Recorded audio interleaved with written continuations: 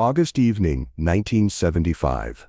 2 miles outside Memphis, a beat-up station wagon sat on the shoulder, hood steaming. Inside, a young mother tried to calm her kids. Headlights slowed. A long, low Cadillac pulled in behind them. The driver's door opened, and out stepped Elvis Presley. This is a story about a superstar who didn't just sign autographs, he changed lives in ways no camera ever caught. Stick with me to the end, because what he left behind will stay with you forever. August 1975. 2 miles outside Memphis, the last streaks of daylight were melting into the trees when the station wagon began to cough. One heavy shudder, then another. Anna's hands tightened on the wheel. The dashboard lights flickered once, then went dark. She eased the rust-red car onto the gravel shoulder. The crunch under the tires was the only sound, until the engine gave a final wheezing gasp. A thin hiss rose from under the hood, curling into the thick summer air. The smell of burnt coolant hit fast, sharp, chemical, impossible to ignore. In the back seat, her 3 kids shifted restlessly. The youngest tugged at a loose thread on her dress. The oldest, a boy of about 10, stared at the long line of cars roaring by, their headlights slicing through the dusk. Each one whooshed past so close the wagon rocked gently. Anna reached for her purse, fingers digging past a tangle of receipts and loose keys. No coins, no way to use the payphone she'd spotted a mile back. She swallowed hard. "Stay inside," she told them, keeping her voice steady. She pushed the door open, the humid air rushing in like a heavy blanket. Gravel crunched under her shoes as she stepped toward the front of the car. The metal was still warm from the drive. A freight truck screamed past, shaking the wagon again. Anna lifted a hand to shield her eyes from the headlights. That's when she saw it. Far down the highway, a shape emerged, low, sleek, and unlike the rusting sedans streaming by. Headlights sat wide and low, the chrome catching every flicker from the setting sun. It was moving slower than the rest. Her pulse kicked. The hum deepened into a purr, smooth and unhurried. A midnight blue Cadillac eased onto the shoulder behind her wagon. For a moment, its headlights washed over the back glass where the kids' faces were pressed close, their eyes wide. The driver's door opened with a solid, confident click. A tall figure stepped out, white shirt loose against the warm breeze, gold chain glinting under the last band of orange sky. Dark sunglasses hid his eyes, but not his presence. Even before he spoke, she felt the recognition land like a jolt. He walked toward her, boots scuffing lightly against the gravel, stopping just short of the steam curling from the hood. One hand went up to the glasses. He tilted his head slightly, as if he were in no hurry, as if the noise of the highway had gone somewhere far away. And then in a low, even voice he said, "Evening, ma'am. Need a hand?" Elvis Presley wasn't supposed to be here. He was supposed to be halfway home from the Mid-South Coliseum, rehearsal clothes still clinging with the faint scent of stage lights and sweat. According to those who knew his route, he'd been in the back of the Cadillac, relaxing after hours of run-throughs. But something on that highway shoulder caught his eye. A lone wagon, steam drifting into the humid evening, and 3 small faces watching the cars blur past. "Pull over," he told his driver. No hesitation. Anna stood frozen as he stepped closer, the sound of boots on gravel oddly calm against the rush of traffic. The air smelled faintly of gasoline and hot asphalt. He leaned over the hood, careful not to touch the scalding metal. One practiced glance at the radiator cap, and he knew. He tapped it lightly, as if testing the heat, then straightened. "Let's get this cooled down," he said, nodding toward the Cadillac. His bodyguard, a solid wall of a man, was already hauling a water jug from the truck. In the wagon, the kids were plastered to the glass. The middle child mouthed something. "Maybe is that him?" Elvis noticed. Without breaking stride, he lifted his hand and gave a small, slow wave. Anna felt her voice catch. I don't have money for a tow." Elvis's head tilted. The sunglasses hid his eyes, but his brow softened. He didn't interrupt, he just listened. the low rumble of nearby traffic filling the pauses. When she finished, he looked past her, down the fading stretch of road. A faint smile touched his mouth. "Let's get you home," he said finally. Anna blinked, unsure she'd heard right. But he turned slightly toward the Cadillac, then stopped as if remembering something. His hand went into his shirt pocket. Out came a small notepad, creased, half filled with slanted handwriting. He flipped it open, wrote a few words, then tore off the page. Folding it once, he slipped it into his palm. "Follow us," he said, "and keep this safe." The paper stayed closed in his hand for a moment longer, as if he wasn't ready to give it up just yet. Anna glanced back at her children, their faces lit in the glow of passing headlights. She still didn't quite believe what was happening. Elvis walked back toward the Cadillac, his silhouette framed in red taillights. The bodyguard held the passenger door open. Anna tightened her grip on the wheel, heart pounding. Whatever was written on that folded note, she would find out soon enough. She slid the car into gear, pulling in behind the Cadillac. The paper still sat in her lap, unopened. The Cadillac's brake lights glowed like twin beacons ahead of her. Anna kept the wagon close, the engine coughing now and then like it might quit altogether. Every time it did, she glanced up, afraid the gap would widen. It never did. The Cadillac's driver eased the pace, holding steady. Through her cracked driver's window came the faint thrum of its engine, deep, even unhurried. Somewhere inside that long car, Elvis Presley was riding, his head probably tipped back, maybe humming to whatever played on the radio.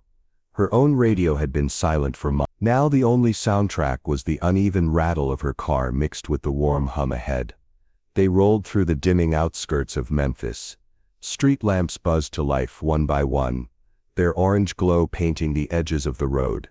At each stoplight, the Cadillac idled without impatience. Halfway across an intersection, red brake lights flared again.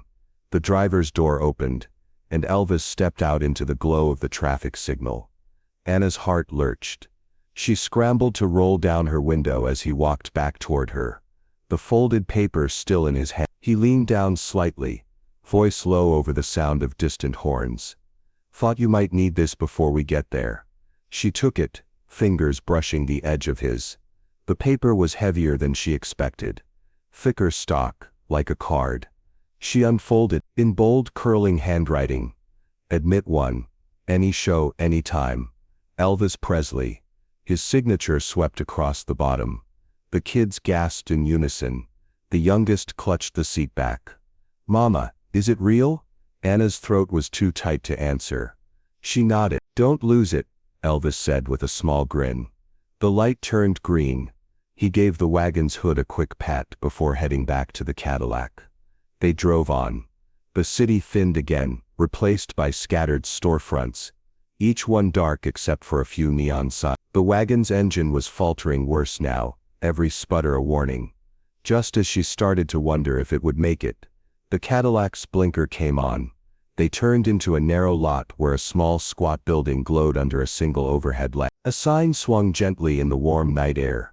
Miller's Auto Service. The front bay door was open. A man in a grease-stained shirt stood in the light, wiping his hands on a rag. He broke into a wide grin. "Well, I'll be," he said, stepping forward. "I'll take it from here, boss." Anna's head whipped toward Elvis. "Boss?" Elvis didn't answer her. Instead he leaned in toward the mechanic, resting one elbow on the man's shoulder. The two spoke in low voices, just far enough away for her to hear only fragments. The mechanic's eyebrows rose sharply at something Elvis said. Whatever it was, it had just changed the rest of her night. The shop smelled of motor oil and warm rubber, a sharp contrast to the thick summer air outside. Fluorescent tubes hummed overhead, casting a pale light over tool benches and hanging belts. Anna ushered the kids toward an old vending machine in the corner. Its glass front was fogged with fingerprints, the rows inside stacked with candy bars and peanuts. Coins clinked from Elvis's hand into the slot before she could protest. "Go on," he said with an easy smile. As the kids studied their choices, Anna noticed the mechanic and Elvis step off to the side, near a workbench cluttered with socket wrenches. They leaned in close. She couldn't help catching bits of it over the vending machine's rattle. Parts covered. Don't tell her. On me. Her stomach tightened. He was paying for more than just a tow. Elvis straightened and walked back toward the kids, crouching so he was eye level with them. "What grade are you in?" he asked the oldest. The boy grinned shyly. The middle child said she liked to draw. The youngest clung to Anna's leg until Elvis gently asked, "You like music?" The little girl peeked up at him. "Mama likes Love Me Tender." Elvis's smile softened. Without looking away, he sang one line. Quiet, unhurried. Just for the sound barely filled the air, but it was enough to send a chill down Anna's arms. The mechanic stepped forward, wiping his hands again. "I'll have it ready in the morning. Good as new." Anna's relief was immediate, then replaced by words. "I can't." "Already taken care of," the mechanic interrupted, his tone leaving no room for argument. She turned to Elvis, searching for the right words.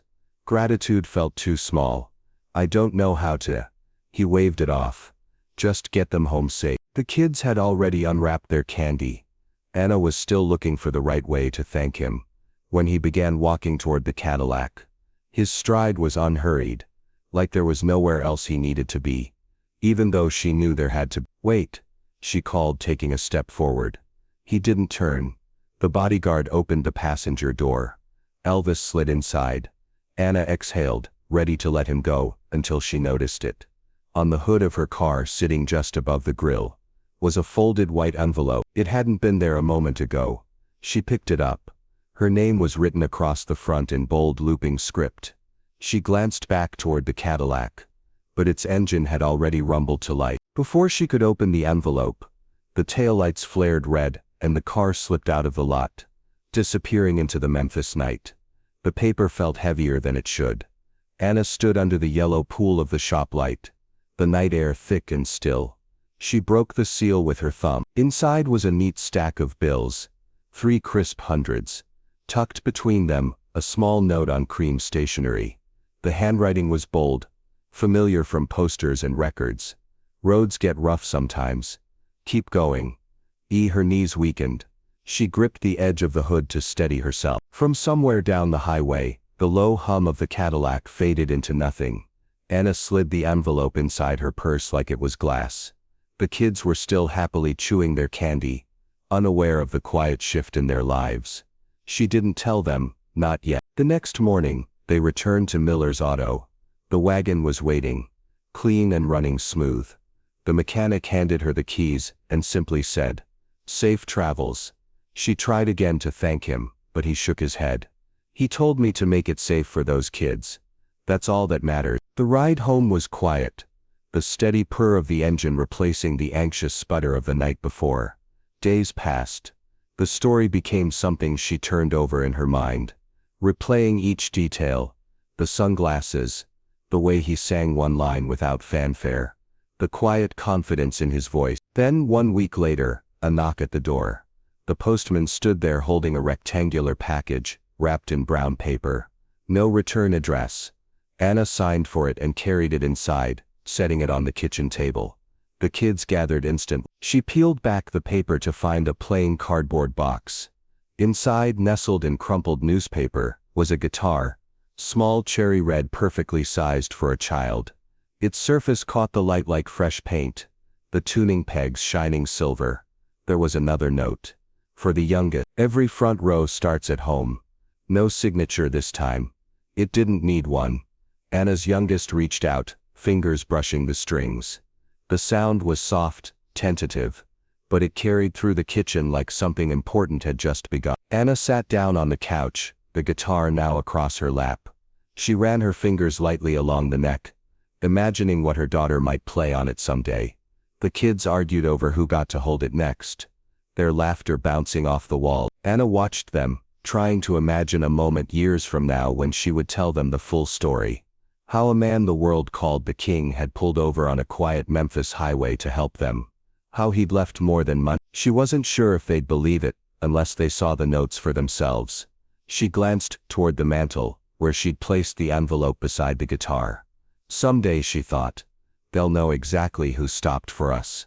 and why it still mattered. Years turned into decades, but that hot Memphis night never faded. The guitar stayed in the family. At first it leaned against a bedroom wall, strings slightly out of tune from tiny eager fingers. Later it moved to the living room, where the youngest practiced after school. Eventually it found its place on the wall of a small-town music classroom, still cherry red, still carrying the faint scent of polished wood. By then the little girl had become Mrs. Carter, the local music teacher. Her students didn't know the full story, only that the guitar had history. Sometimes she would run her hand along the neck before a lesson, as if checking to make sure the kindness inside it hadn't worn away. Anna, now older and with silver at her temples, kept the envelope tucked in a drawer. The bills were long gone, spent on groceries, school clothes and one emergency roof repair, but the note remained. The edges had softened, but the ink still read clear. Roads get rough sometimes, keep going. Over the years, Anna told the story in piece. She described the Cadillac's headlights glowing in the dusk, the smell of burnt coolant, the moment a voice everyone knew asked, "Need a hand?" Sometimes she left out the money. Sometimes she skipped the part about the guitar. But she always ended the same way. He noticed, when he didn't have to. Some say Elvis was known for these quiet gestures, paying hospital bills for strangers, sending checks to families in trouble, buying cars for people he'd just met. But there was no press release for this one. No photograph, just a mother, her children and a memory that kept its shape long after the man was gone. The night of his death in 1977, Anna sat on the couch with the envelope in her hands. She watched the news anchors speak in solemn tones, replaying footage of his concerts, his laughter. The crowd surged. The anchor called him the king. Anna nodded, but in her mind she thought, that's not why, because for her it wasn't about the music, or the fame, or the records sold. It was about a summer night when the road was empty, except for one man who saw more than a broken-down wagon. The lesson stayed with her children. The oldest, now a father himself, kept a framed copy of the concert pass Elvis had given them. The middle child became a nurse, and kept the note from the guitar tucked inside her desk at work. And the youngest, she taught music with the same belief Elvis had shown them, that even a small act, done quietly, could last a lifetime. On certain nights, after her own children were asleep, the youngest would take the guitar from the wall and play Love Me Tender. Not the whole song, just one verse, the way he had sung to them in that dim garage. It wasn't perfect. It didn't have to be. Anna's voice had grown softer over the years, but when she told the story now she made sure her grandchildren understood the part that mattered most. Kindness doesn't need an audience, and sometimes, the smallest roadside moment can change the whole direction of a family's life. And that was the real gift Elvis left behind. Kindness that asks for nothing in return doesn't fade. It becomes part of the lives it touches. If this story moved you, share it with someone who believes the smallest gestures can carry the longest echo. And tell me in the comments, what's one act of kindness from a stranger that you've never forgot?